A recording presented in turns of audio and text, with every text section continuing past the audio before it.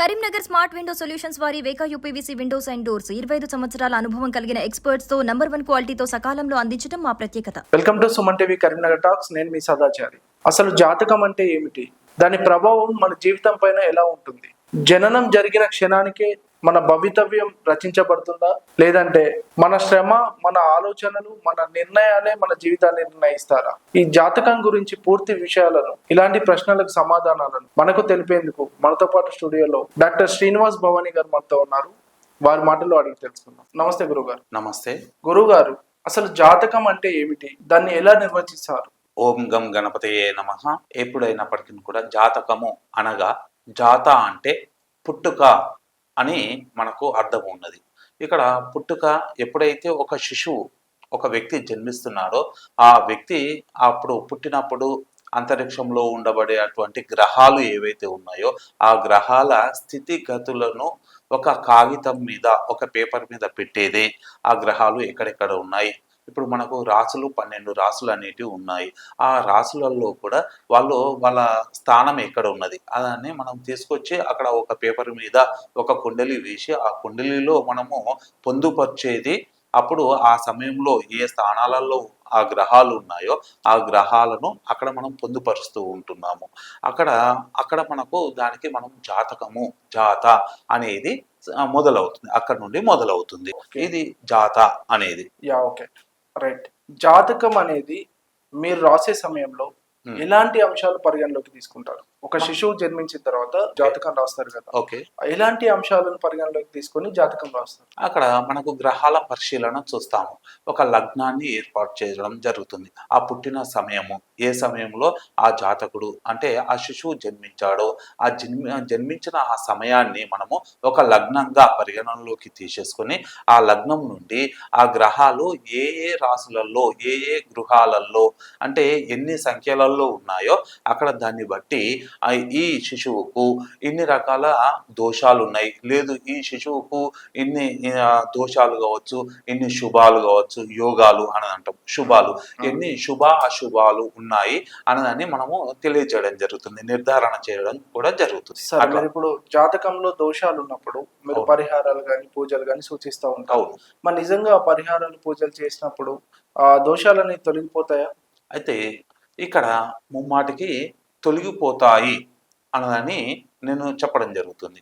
ఇక్కడ నిజంగా పూజల వల్ల ఇప్పుడు ఒక శిశువుకు లేదా ఒక వ్యక్తికి అక్కడ పూజల వల్ల 100% కూడా మనకు పూజల వల్ల పరిహారాలు, రెమెడీస్ అనేది పనికొచ్చేస్తుంది అన్నదని చెప్పడం జరుగుతుంది.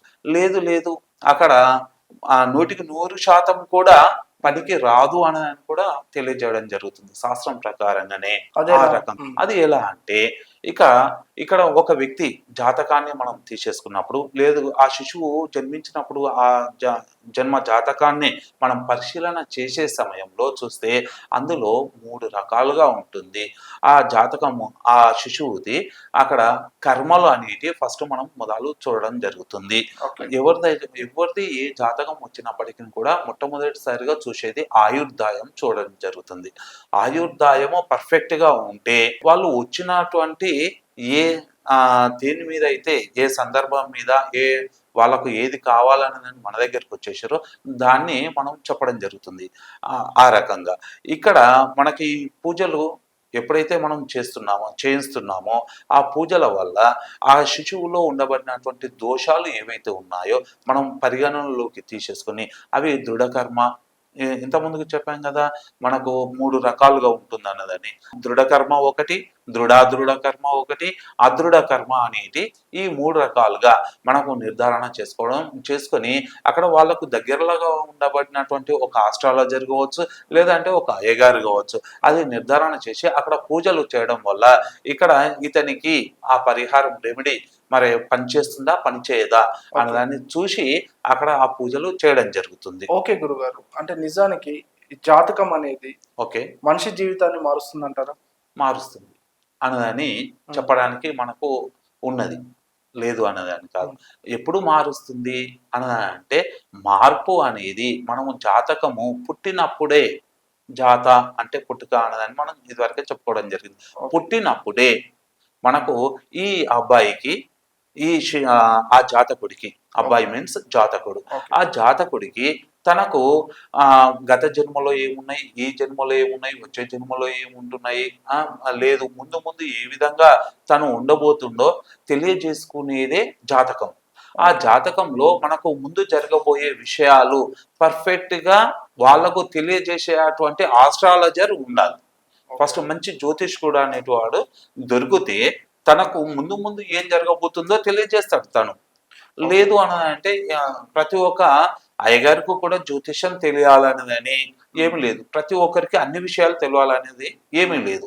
కాబట్టి మేము ఆయన దగ్గరికి వెళ్ళినాము, మేము ఇలా చూయించుకున్నాము అలా చూయించుకున్నాము అన్నదని మాకు ఇలా చెప్పలేడు అలా చెప్పలేడు అన్నదని అనడానికైతే లేదు. అంటే గత జన్మలో తాలూకు కర్మల వల్లనే ప్రస్తుతం ఉన్న జాతకం నిర్ణయించబడుతుందా? అవును, అక్కడ గత జన్మలో మనకు పూర్వజన్మ కృతం పాపము అనేదాన్ని కూడా మనకు ఆర్యోక్తి ఒకటి ఉన్నది. అక్కడ ఆ జన్మలో మనం చేసినటువంటి పాప పుణ్యాలు ఏవైతే ఉన్నాయో ఆ పాప పుణ్యాల వల్ల ఇహ జన్మలో మనము ఉన్నతమైనటువంటి స్థితిలో ఉంటున్నాము, లేదా మరి దిగువ స్థాయి స్థితిలో కూడా ఉండడానికి గల కారణం పూర్వజన్మ కర్మలు మనకు ఎక్కువగా ఇక్కడ పనిచేస్తున్నాయి. ఓకే, మీరు ఇప్పుడు 3 రకాల కర్మలు ఉంటాయని చెప్పారు కదా, దృఢ కర్మ అందులో మొదటిది. ఆ 3 కర్మల గురించి ఒకసారి చెప్పండి. దృఢ కర్మ, దృఢ కర్మ, అదృఢ కర్మ, ఇవి 3. ఇక్కడ తేడా ఏంటి? అది దృఢ కర్మ అనేది ఇది ఏదైనప్పటికీ కూడా గత జన్మ నుండే మనకు వచ్చేసింది. ఈ దృఢ కర్మ అంటే పోయిన జన్మలో మనం చేసినటువంటి ఒక ఫర్ ఎగ్జాంపుల్ నేను మీకు చెప్పేస్తాను. ఒక వ్యక్తి తనకు ఒక ఎనిమి, ఒక శత్రువు, ఆ శత్రువుకు నేను చంపేస్తాను అని తన మనసులో అనుకొని అక్కడికి వెళ్ళి నిజంగా తనకి చంపేశాడు. కాబట్టి అక్కడ ఇహ జన్మలో కూడా అది ఎప్పటికీ ఉంటుంది. అది దృఢమైనటువంటి కర్మ. అందుకనే మనకు శాస్త్రం కూడా దృఢ కర్మకు ప్రారబ్ధ కర్మను ఖచ్చితంగా అనుభవించాల్సిందే ఇహ జన్మలో. అంటే దృఢ కర్మలో దృఢ కర్మకు ఇంతకు ముందు మీరు అన్నారు పూజలు చేయడం వల్ల ఏదైనా ఇది ఉపయోగంలోకి వచ్చేస్తుందా అన్నదని. అయితే దృఢ కర్మకు మనం పూజలు చేసినట్లయితే అక్కడ ఆ జీవితం ఆ వ్యక్తి జీవితాన్ని మనం మార్చలేము. దృఢ కర్మ ఉంది అంటే అనుభవించాల్సిందే, ఖచ్చితంగా అనుభవించాల్సిందే. ఎట్టి పరిస్థితులలో కూడా ఎన్ని రకాల పూజలు చేసినప్పటికీ కూడా దీనిలో పూజలలో కూడా మనకు 4 రకాలుగా ఉంటున్నాయి. పూజలు ఉంటున్నాయి, హోమాలు ఉంటున్నాయి, దానాలు ఉంటున్నాయి, జపాలు ఉంటున్నాయి. ఈ 4 రకాల పూజలు, ఇంకోటి రత్నధారణ అనేది కూడా ఉంటుంది, ఉంగరాలు మనం పెట్టుకోవడం. ఈ 4-5 రకాలుగా మనం చేసినప్పటికీ కూడా ఆ దృఢ కర్మను మాత్రం మనం అనుభవించాల్సిందే.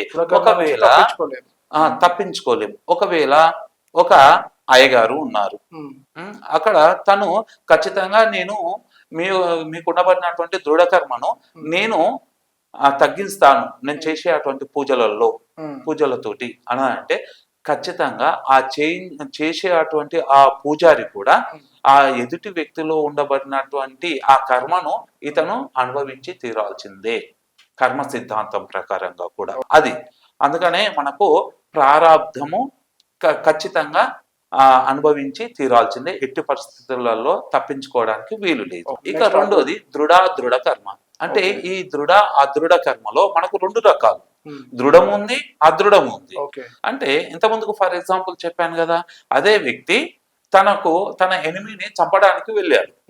కానీ ఇక్కడ ఏంటంటే నేను తనను నిజంగా చంపేస్తాను అన్నదాన్ని అనుకొని అక్కడికి వాళ్ళ ఇంటి వద్దకు కూడా వెళ్ళి అక్కడ తనకు బెదిరించి వచ్చాడు, కానీ చంపలేడు. కాబట్టి ఇక్కడ ఈ పూజలు అన్నారు కదా మీరు, ఆ పూజలు ఇక్కడ ఏమవుతుంది అంటే ఇప్పుడు నేను ఇంత ముందుకు చెప్పినట్టుగా ఈ పూజలు కావచ్చు, హోమాలు కావచ్చు, జపాలు కావచ్చు, దానాలు కావచ్చు, రత్నధారణ వల్ల ఈ పూజలు ఎప్పుడైతే చేస్తున్నామో దీని ద్వారా ఈ రెమెడీ పాటించినందువల్ల మనకు ఇక్కడ ఈ కర్మ అనేది నివృత్తి అవుతుంది, ఇక్కడ మారుతుంది. ఇక మూడవది అదృఢ కర్మ. అంటే ఇది చాలా చిన్న కర్మ అన్నట్టు. అదృఢ కర్మ మీన్స్ చిన్న కర్మ. ఇంత ముందుకు చెప్పినట్టుగా ఆ వ్యక్తిని చంపడానికి వెళ్ళిండు కదా, ఫస్ట్ ఏమో చంపేసాడు, సెకండ్ ఏమో అక్కడికి వెళ్ళి బెదిరించి వచ్చేసాడు. ఇక్కడ తన మనసులో అనుకున్నాడు, కానీ ఆ మనసులో అనుకున్నది కార్యరూపం దాల్చలేదు, అక్కడనే ఆగిపోయాడు. కానీ మనసులో అనుకున్న ఆ మాటను కూడా అనుకున్నంత మాత్రాన ఇక్కడ దోషం అనేది ఏర్పడుతుంది. ఇక్కడ ఈ దోషం వల్ల తనకేమైంది, ఇక్కడ చిన్నగా తన ఇంట్లో కూర్చొని ఒక స్తోత్రం చదివిన లేదా ఒక గుడికి వెళ్ళి ప్రదక్షిణ చేసి ఆ ప్రేయర్ చేసుకున్నప్పటికీ కూడా ఇక్కడ తనకు ఉండబడినటువంటి ఆ కర్మ నివృత్తి అవుతుంది. దీనివల్ల నిందలు అపనిందలు అనేటివి రాకుండా ఉంటున్నాయి.